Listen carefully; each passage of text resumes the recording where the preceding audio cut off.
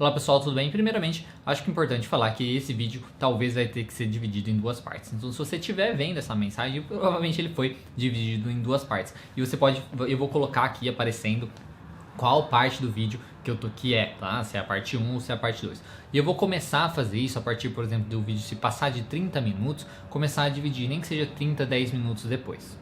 Isso porque quando o vídeo fica um pouco longo demais, as pessoas não conseguem ver o vídeo inteiro, por às vezes ter muita atividade para fazer. Então dividindo fica um pouco melhor para vocês. Bom, se você não conhece, esse é o nosso quadro Falco Responde, que é um quadro onde eu respondo as dúvidas do pessoal da nossa comunidade. Sejam as dúvidas enviadas pelo nosso Instagram, Terapia Cognitiva Online, ou aqui no canal do YouTube. Então, quarta-feira, então se você tiver interesse, toda quarta-feira, lá no nosso Instagram, Terapia Cognitiva Online, eu faço uma postagem no Stories, falando lá que é pro Falco Responde e tal, pedindo para as pessoas me enviarem as dúvidas. As dúvidas enviadas por esses Stories, eu colho depois e respondo nesse quadro.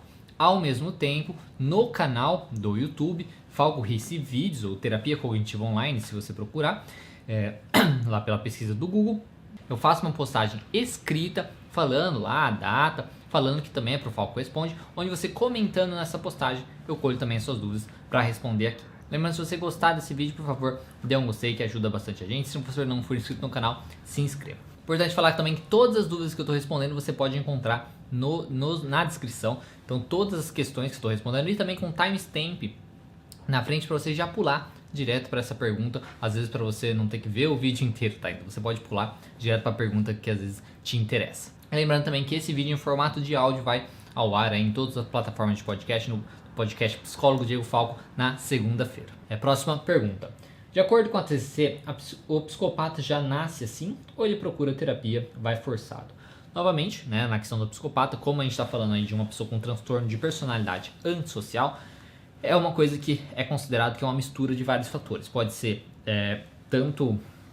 tem uma mistura aí de uma questão hereditária, tá? Então seria uma coisa um pouquinho aí genético, certo? Como também uma questão ambiental. Então se sofreu abusos, se tem uma família bem complicada, relações muito complicadas com pai, com mãe, tá? Então as experiências muito traumáticas e tudo mais, isso vai ajudar na formação de um transtorno de personalidade. Então é uma mistura aí de hereditariedade com o ambiente, tá? Então são essas duas coisas que ajudam na formação de um transtorno de personalidade. No caso aí do psicopata seria um transtorno de personalidade antissocial. E normalmente, tá? Transtorno de personalidade em geral, não só o antissocial, eles não procuram a terapia por isso, tá? Se eles procuram a terapia, é por outro motivo, tá? Porque por estar tendo problemas de relacionamento, por não conseguir fazer o que eles querem fazer, estão ficando frustrados, coisas nesse sentido. Não por conta do transtorno, tá? Então, eles ou nem sabem que tem o transtorno, ou também nem aceitam e também não querem lidar com isso, porque o problema não é eles, o problema são os outros, tá? Isso para a maioria dos transtornos de personalidade. Então, muitas vezes quando eles procuram a terapia, não é por conta do transtorno que eles têm, tá? Eles procuram por outra coisa e aí pode surgir o terapeuta perceber que ali tem um transtorno de personalidade, tá certo? Então, se um psicopata for, né, chegar à terapia, é muito provável que ele chegou por outra coisa, por outro motivo, ou simplesmente é o que você falou, às vezes ser forçado para terapia e tal, mas não saberia dizer se isso é tão comum assim também, de um psicopata ser forçado a fazer. A não ser se for uma coisa judicial, né, e tal, né, aí sim, mas na questão de aparecer por conta de outras coisas, sim, isso acontece. Próxima pergunta. Para a TCC, nós transmitimos heranças psíquicas para as próximas gerações das nossas famílias? Para a terapia cognitivo-comportamental, você vê, né, o que seria uma herança psíquica, assim seria a questão das crenças, né, como a gente fala que as crenças são formadas durante a nossa infância, nossa adolescência. Junto com isso, uma das coisas que contribui para a formação dessas crenças são justamente as crenças dos nossos pais. As crenças dos nossos pais, mas não por maneira genética ou nada assim, mas porque o jeito dos nossos pais, o jeito deles encararem a vida, como eles se veem, como que o que eles falaram para você sobre o mundo. Então, como eles veem o mundo, como eles lidam com o mundo, como eles lidam com o futuro. Então, as crenças dos pais, as crenças da família, as questões da sociedade, tudo isso ajuda na formação das crenças. Então, quando a gente fala nas heranças psíquicas para próximas gerações, seria basicamente isso. Então, as crenças que você tem sobre o mundo, sobre você mesmo, sobre o futuro, sobre as coisas, sobre o funcionamento da vida e como você enfrenta essas coisas. Se você, por exemplo, acha que o mundo é muito perigoso, então você evita várias coisas do mundo. Se você tem esse comportamento, essas coisas provavelmente influenciarão algum comportamento do seu filho. Pode fazer com que ele fique igual, repita muito isso, ou fazer com que ele ache tão disfuncional, tão ruim aquilo, que ele faça totalmente o contrário. Tá? Do mesmo jeito, por exemplo, quando a gente vê, sei lá, aqueles casos, vamos supor, o pai bate na mãe, né? O pai bate na mãe. Tem alguns casos o filho repete isso, de bater na mulher. Em outros casos, o filho fica tão revoltado com aquilo, acha tão absurdo, que ele fica, tipo, não vai bater, né, em nenhuma mulher. E, além disso, ele acha muito, assim, ele fica muito mais intenso, muito mais revoltado do que uma pessoa comum com situações nesse sentido, tá? Então, ele fica totalmente oposto. Então, sim, isso seria para ser como seriam essas heranças psíquicas, tá? Seria a questão da nossa personalidade e tudo mais, tá? Eu acho que é isso que você queria saber. Eu acho que essa é a resposta que pra te dar. Se não foi isso, desculpa, talvez eu não tenha entendido a sua pergunta. Então a próxima pergunta é: quais as principais distorções cognitivas do esquizofrênico e do depressivo? Então, começando pelo depressivo, né? As distorções cognitivas mais comuns é personalização, por exemplo, né? De achar que ele é o problema, que as coisas só acontecem com ele, coisas nesse sentido. Generalização também, de generalizar tudo, nada dá certo, né? Nada dá certo pra mim, tá vendo? Todo mundo não gosta de mim, ninguém me chamou pra festa, sei lá. Né? Então, generalização, personalização, vitimização. Na realidade, se a gente parar pra pensar, eu acho que todas as distorções cognitivas são relativamente comuns, né? Catastrofização também, de meu Deus, eu não vou suportar isso, né? Eu não vou aguentar, eu não vou dar conta, né? Dessas coisas, né? Eu não vou conseguir e tudo mais. Mas eu acho que os que a gente consegue mais perceber seria a personalização, né? A personalização, a generalização, tem a questão de leitura mental, também eles acham isso de mim, eles pensam isso de mim, rotulação, né? Eles, eu sou assim, os outros são assim e tal. Visão em túnel, né? Então você vê, na realidade, quando a gente pensa nas distorções cognitivas, eu acho que a maioria a gente pode encontrar na depressão, tá? Então, se você for passando assim pelas distorções cognitivas, se você tiver uma lista e for passando por elas, você consegue encontrar elas em todas as pessoas depressivas, ou pelo menos na maioria das pessoas depressivas, tá? Na questão de visão de túnel mesmo, da abstração seletiva, dela selecionar só as coisas ruins que aconteceram, só os resultados negativos que ela teve, das situações e tudo mais. Então, isso é o mais comum, tá? Então, acho que eu queria falar pra você, né? As principais do depressivo seriam quase todas, basicamente. E do esquizofrênico, é muito provável que seja mais relacionado à questão de, pensando assim, né? Da leitura mental, né? De achar o que os outros estão pensando, né? O que os outros estão pensando dele, o que os outros estão pensando de mim e tal, o que o outro está fazendo isso, essa desconfiança, né, que ele pode ter em relação aos outros, em relação às coisas, né? Ao mesmo tempo, os pensamentos imperativos também, as coisas têm que ser dessa maneira, as coisas deveriam ser dessa maneira, isso que às vezes colocam aí nos delírios dele, né, que ele tem sobre o funcionamento das coisas. Então isso pode ser uma distorção também bem presente. Mas infelizmente eu não saberia dizer as principais distorções relacionadas ao esquizofrênico, porque eu nunca não tive tantos casos assim de esquizofrenia. Os casos que eu tive foram assim bem rápidos, tá? Não foram pessoas que necessariamente continuaram o tratamento, e porque é uma coisa um pouco mais complicada, então não tive tão a fundo isso para poder falar para você. E também nunca fiz tanta pesquisa a respeito disso, porque como não são casos que eu costumo tanto atender, eu foco mais nos tipos de casos que eu costumo atender mais, tá certo? Espero ter respondido um pouco a sua dúvida. Próxima pergunta, a diferença na atuação clínica do TCC e do behaviorista. Infelizmente, eu não posso responder isso, eu não sei responder isso. Eu sei falar mais um pouquinho da teoria né, do behaviorismo clássico aí, na questão de estímulo-resposta, né? Então, a gente tem um estímulo, tem uma resposta. Na terapia comportamental, a gente tem o estímulo, a gente tem a interpretação daquele estímulo e aí a gente tem a resposta. Então, essa seria a diferença básica assim, do behaviorismo clássico lá e da TCC. Na questão prática, eu não saberia dizer, porque como eu não tenho a prática da área comportamental, eu não saberia dizer sobre isso, infelizmente. Tá? Talvez, às vezes, algum canal sobre a parte comportamental possa te ajudar nessa área. Tá? Infelizmente, eu não saberia dizer. Próxima pergunta. O que são as exposições que você citou? Como trabalhar com elas?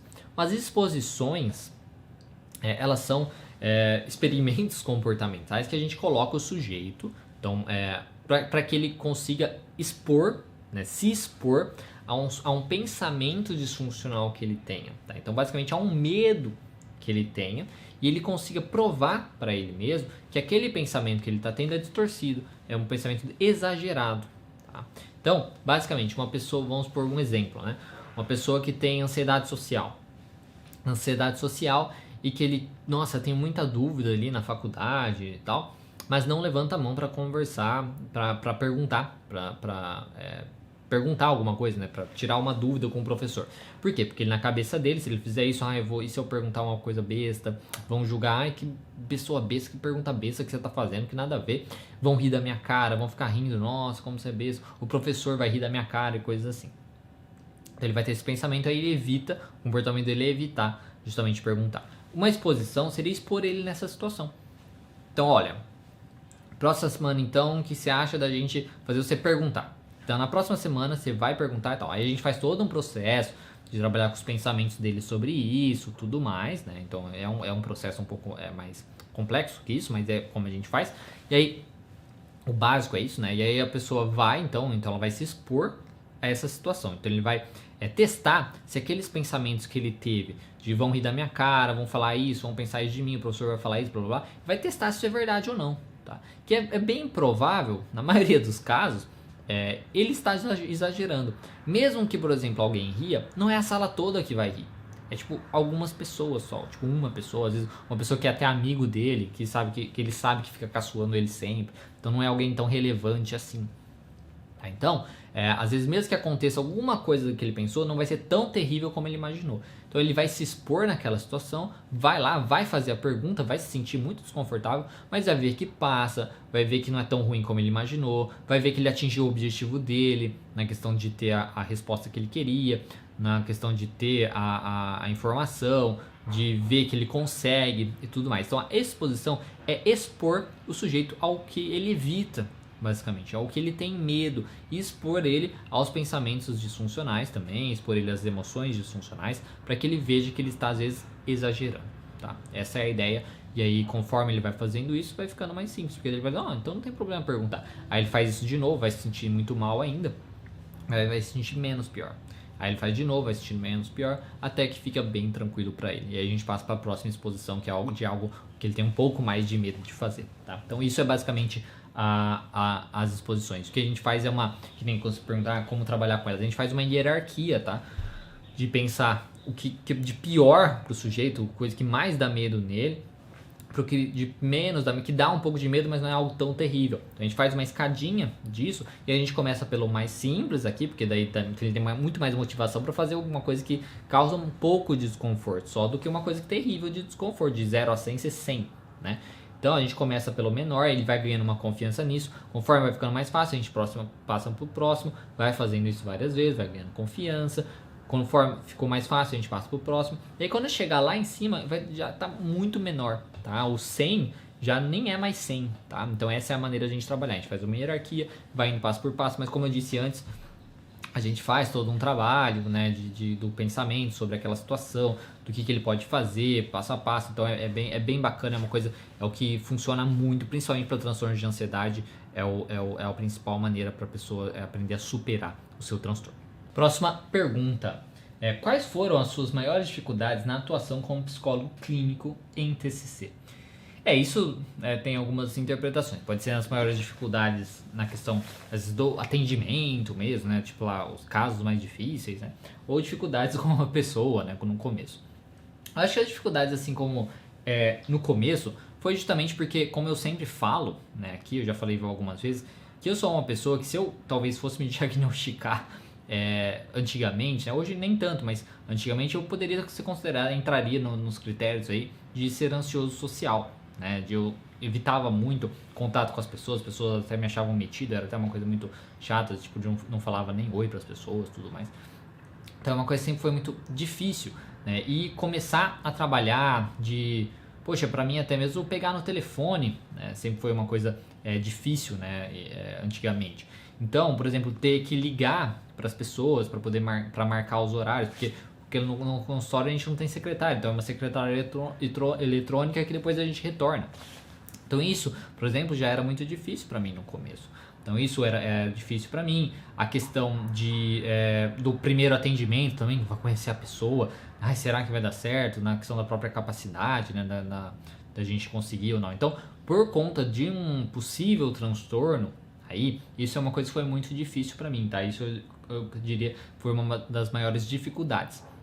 E aí, enfrentando, fazendo e tal, isso foi ajudando, tá? Então é uma questão de simples. E depois, um pouquinho mais pra frente, uma das outras dificuldades que eu acho que todo mundo enfrenta é quando a gente começa a se questionar, né? Quando às vezes não dá certo alguma coisa, né? Seja um paciente não dá certo, ou às vezes quando a gente tem algum paciente meio combativo também, né? Meio mais complicado, que ficam questionando algumas coisas e tudo mais, aí você tem que ficar explicando, sabe? Então, isso são coisas um pouco mais complicadas que podem acontecer, né? E a gente tem que ir lidando, né? Então, eu acho que isso seria o que eu diria, quais são as maiores dificuldades. A questão do próprio possível transtorno que eu tinha aí, que isso dificultou, mas aí eu enfrentei e tal, né, tipo, 1000 vezes melhor. Nunca conseguiria fazer isso que eu estou fazendo aqui, por exemplo, né? De falar com vocês, né?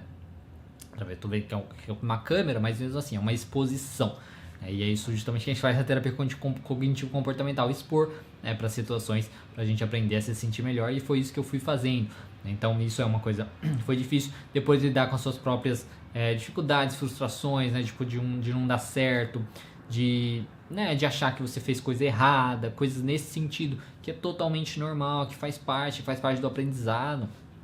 Tá, isso é muito normal e você vai melhorando conforme vai indo, né? Você vai realmente na prática melhorando, vendo o que funciona, o que não funciona, do seu jeito de atender, do seu jeito de trabalhar, tá? Então é isso que eu poderia dizer com a maior dificuldade. Dificuldade no sentido de, às vezes, tipos de paciente ou coisas assim, transtorno e tal. O que eu diria o que é mais difícil mesmo são, como eu sempre falo, pacientes muito céticos. Não céticos, porque assim, pacientes céticos com as coisas do mundo é até positivo, porque como a TCC é muito baseada em evidências, então não, funciona também para esses pacientes.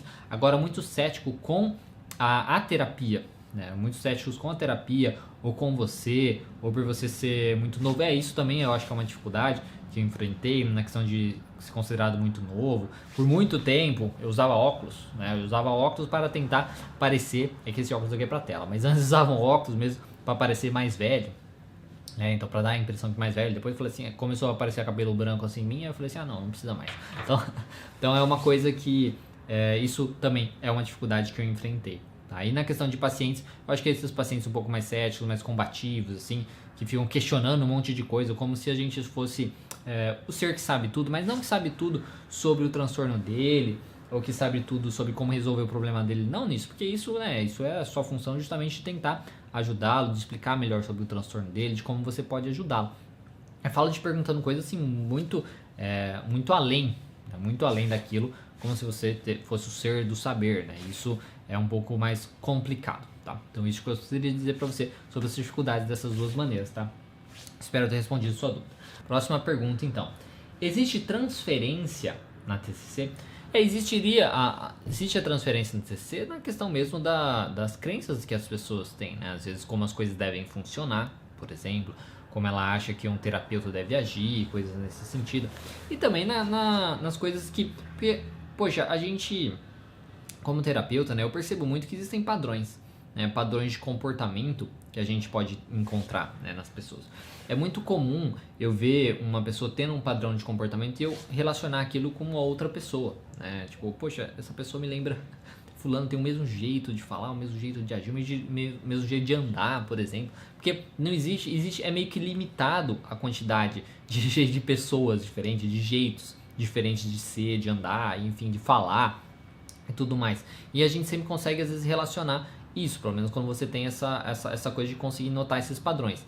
Na questão da transferência, o que eu colocaria seria muito isso, tá? Muito a questão de, às vezes, o sujeito, poder às vezes notar, nossa, esse meu terapeuta, por exemplo, ele parece o jeito que meu pai fala, parece não sei o que e tal. Então isso seria uma coisa, tá? Que seria talvez uma transferência.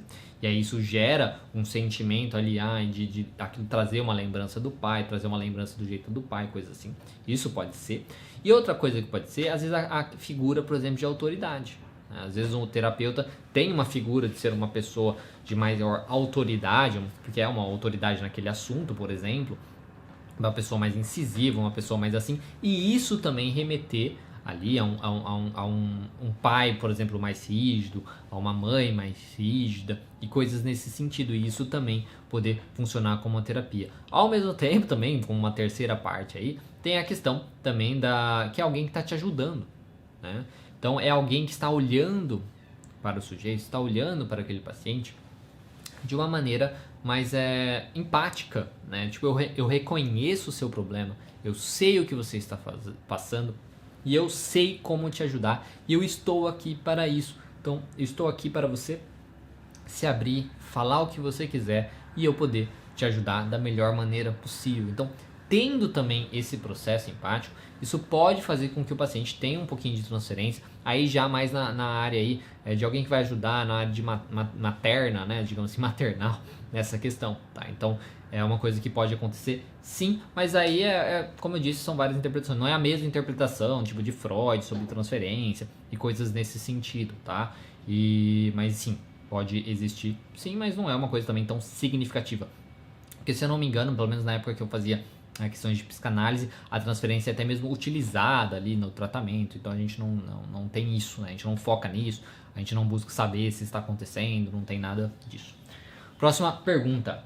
Eu sofro de ansiedade e sempre que alguém muda comigo, eu tento entender o porquê e fico me culpando, sendo que não fiz nada. Como devo lidar com esses sentimentos?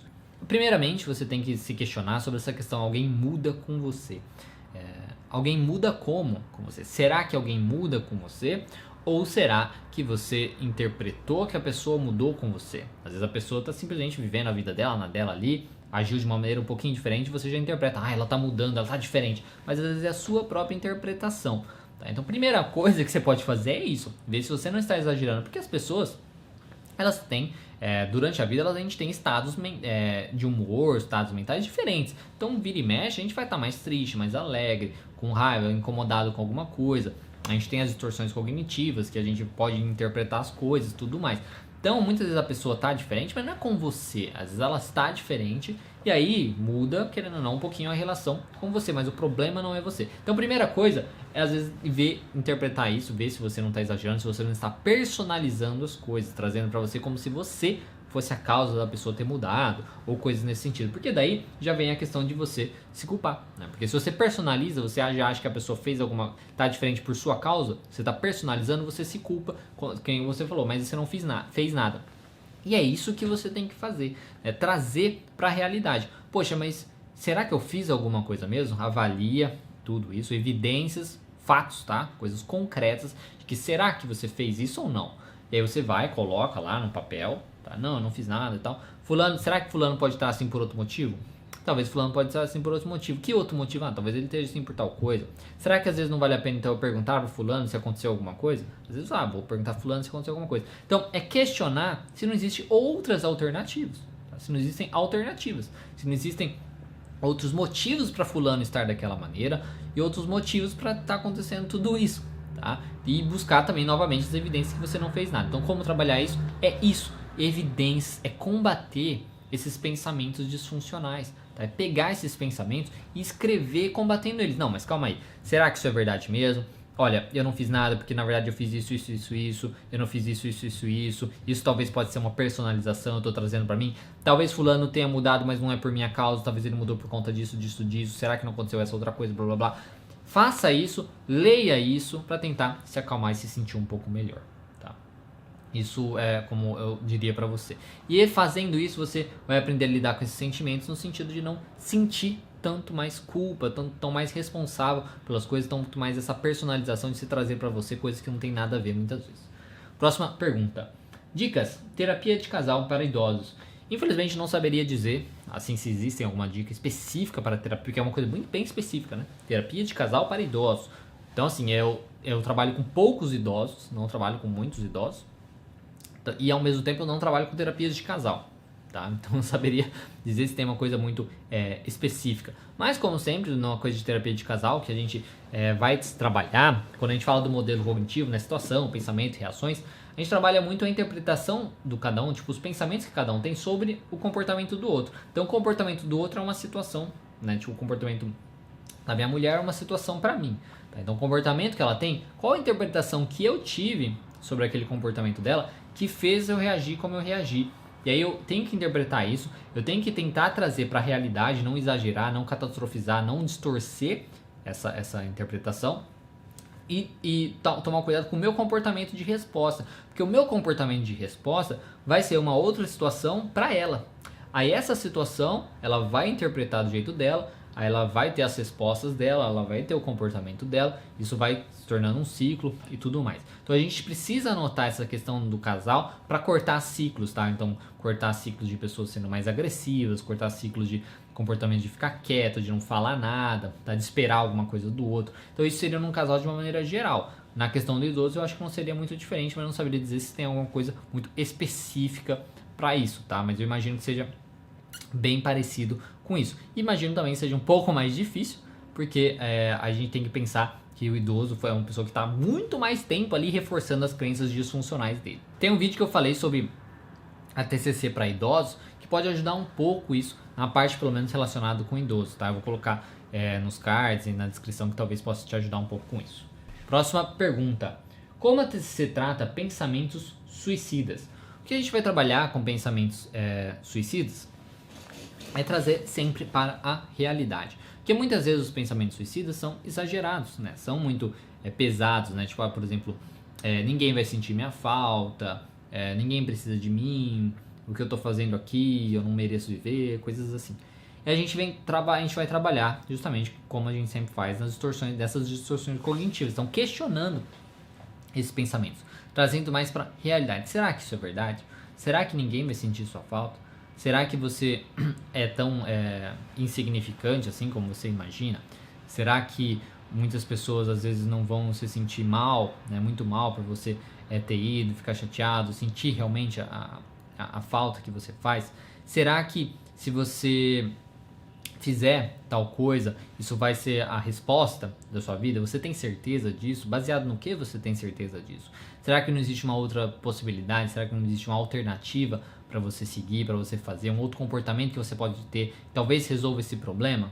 Porque você tem uma garantia que essa ideia suicida sua vai resolver o seu problema? Então isso seria mais ou menos uma linha, mas é que vai depender muito do pensamento que a pessoa tem especificamente, tá? Então é isso que a gente trabalharia com especificamente os pensamentos suicidas. Próxima pergunta. Boa noite, qual a opinião do TCC sobre os métodos de meditação e yoga para melhora emocional? A meditação a gente usa principalmente na parte do mindfulness, né? Então é uma coisa muito válida. Yoga também é uma coisa muito válida, tá? Por que funciona? Por que a gente considera bem válido meditação e yoga? Porque tem a questão da resposta de relaxamento, né? Que é uma resposta que a gente utiliza para relaxar o nosso corpo, para se tranquilizar. E meditação e yoga são maneiras de a gente conseguir essa resposta de relaxamento. Então ajuda a trabalhar com a ansiedade, ajuda a trabalhar com a depressão, de você aprender a lidar melhor com seus sentimentos, aprender a lidar melhor com seus pensamentos. Então você ter um controle maior também sobre sua respiração, sobre o seu corpo. Então são muito úteis, tá? Elas realmente podem ajudar. para melhora emocional, na verdade para tudo, né? Porque ajuda aí a sua melhora de aceitação das coisas como elas são, da questão do funcionamento das coisas, essa questão de espiritualidade, né? Que a gente fala, que não tem nada a ver com religião, mas de espiritualidade, né? De você sentir uma pessoa parte das coisas e tudo mais. Isso ajuda na parte de aceitação, né? Aceitação das coisas como são. E isso vai ajudar na aceitação dos seus pensamentos, das suas emoções. E isso ajuda também na regulação emocional, tá? Então, são muito válidos, tá? A questão da meditação, do yoga, principalmente se levar para essa parte da aceitação, do aceitar e tudo mais, e do foco do aqui e agora, principalmente, é muito válido. E a última pergunta. Olá, como a TCC pode ajudar o paciente na sua jornada de autoconhecimento, desenvolvimento pessoal? Muito obrigado. Bom, vai depender muito do foco da meta do cliente. Então, como a gente vai ajudar isso? A gente vai focar na meta do paciente e a gente vai descobrir o que impede ele, o que está impedindo ele de atingir aquela meta. Por exemplo, de se sentir melhor, aquela meta de se relacionar melhor e tal. Normalmente, o que está impedindo ele de atingir aquilo, de melhorar a sua relação e tudo mais, ou o seu próprio transtorno, aquilo ali tem a ver com quem ele é, porque tem a ver com suas crenças, porque suas crenças disfuncionais, elas vão gerar ali comportamentos disfuncionais para impedir que essas crenças apareçam ou que ele sinta aquilo. Então, entendendo o porquê que ele não consegue atingir os seus objetivos, ele não consegue fazer as coisas que ele gostaria e tudo mais, ele vai se conhecer melhor, porque ele vai conhecer os seus pensamentos disfuncionais sobre as coisas, então, como ele interpreta as coisas, ele vai conhecer as suposições que ele tem sobre o mundo, como funcionam as coisas, né? Os comportamentos que ele tem que manter o problema e, junto com isso, as crenças que ele tem sobre ele mesmo, sobre o mundo e sobre o futuro. Então, fazendo esse processo, que é o processo aí natural, normal da terapia cognitivo-comportamental, as pessoas, o sujeito, ele consegue aí se autoconhecer, porque ele vai se conhecer aí as suas crenças, as visões que ele tem. Se conhecendo, isso vai ajudar ainda mais no processo terapêutico, tá? Espero ter respondido. Bom, pessoal, era isso que eu tinha para falar hoje para vocês, então espero que você tenha gostado. Se você gostou, por favor, dê um gostei e se inscreva no canal se você ainda não for inscrito, tá? Lembrando que na segunda-feira o formato de áudio vai estar no podcast, nas melhores plataformas de podcast você pode encontrar colocando lá Psicólogo Diego Falco. Tá? Se você gostou também, se você achar que pode ajudar alguma outra pessoa esse vídeo, compartilhe, tá? Compartilhe com quem você acha que pode usufruir disso. Lembrando, se esse vídeo for dividido em duas partes, então lembre de conferir a outra parte. E aqui já vou colocar de novo aqui qual parte do vídeo que é agora, tá? Essa parte que você está vendo, e aí depois você pode conferir a próxima parte. Então, muito obrigado por vocês. Lembrando que se você tiver uma dúvida que você gostaria que eu respondesse nesse quadro, toda quarta-feira existe a possibilidade lá pelo nosso Instagram, Terapia Cognitiva Online, ou aqui mesmo no canal do YouTube, numa postagem escrita que eu faço, você pode escrever nessa postagem. Então, muito obrigado, um bom final de semana para você e até mais.